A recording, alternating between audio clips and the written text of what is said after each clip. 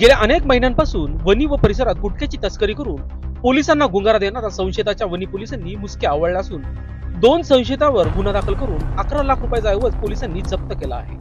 एकाच गजाआड टाकण्यात आले आहे.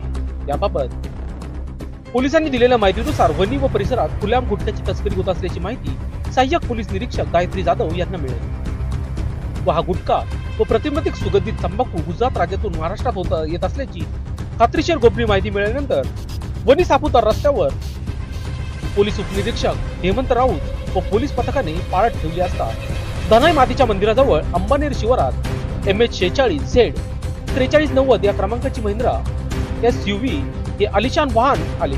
या वाहनाच्या काचा काळ्या केल्या असल्याने आतून काही दिसणार नाही याची खबरदारी घेण्यात आली होती. RTOच्या नियमाचा भंग बेमालूमपणे करण्यात आल्याचे पोलीस उपनिरीक्षक हेमंतराव यांच्या निदर्शनास आले. सुरुवातीला उडाउडीची उत्तरे तस्करांनी दिली. तदनंतर तपासणी अंती महाराष्ट्रात प्रतिबंध असलेला सुगंधी तंबाखू व गुटखा सदृश्य ऐवज आढळला.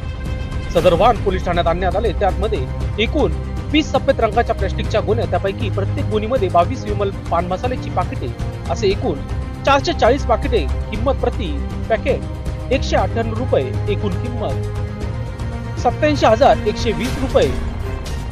Y brand product village Kandkopar Valsad जिल्हा गुजरात व एकूण सफेद रंगाच्या 2 प्लास्टिकच्या गोण्या, त्यापैकी प्रत्येक प्लास्टिकच्या गोणीत एकूण 10 विमल, 1 तंबाखूचे पाकिटे, त्यामध्ये 11 पुड्या असे एकूण 440 पाकिटे.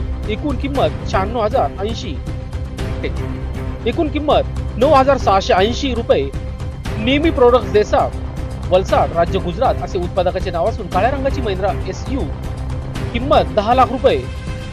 एक ओप्पो कंपनीचा मोबाईल किंमत 10,000 रुपये असा एकूण 11,06,800 रुपयांचा ऐवज जप्त करण्यात आला. या प्रकरणी मजाज खान उर्फ मुच्चू रोशन खान पठाण राहणार भगवतीनगर कसबे वनी व शाहिद पूर्ण नाव माहीत नाही अशा दोघा तस्करांवर राज्य उत्पादन शुल्क गुजरात व सेंट्रल ए टॅक्स भारत सरकार यांच्याकडील सदर गुटख्याकरिता असलेला कर बुडवून सदर प्रतिबंधित अन्न पदार्थ, केसरयुक्त विमल पान मसाला व विमल 1 तंबाखू हा महाराष्ट्र राज्यात गुटखा बंदी असताना देखील स्वतःच्या आर्थिक फायद्यासाठी संगनमत करून विक्रीसाठी वाहतूक व अन्न सुरक्षा मानके कायद्याने गुन्हा दाखल करण्यात आला असून मजाज खान पठाण उर्फ मुज्जू यास अटक करण्यात आली असून शाहिदचा शोध पोलीस घेत आहेत. त्या तस्करीचा सखोल तपास केला तर अजून काही नावे निष्पन्न होण्याची शक्यता असून गुटख्याची आंतरराष्ट्रीय टोळी यामध्ये कार्यरत असल्याचा सूर उमटत असून वनी पोलिसांच्या कारवाईचे स्वागत केले जात आहे.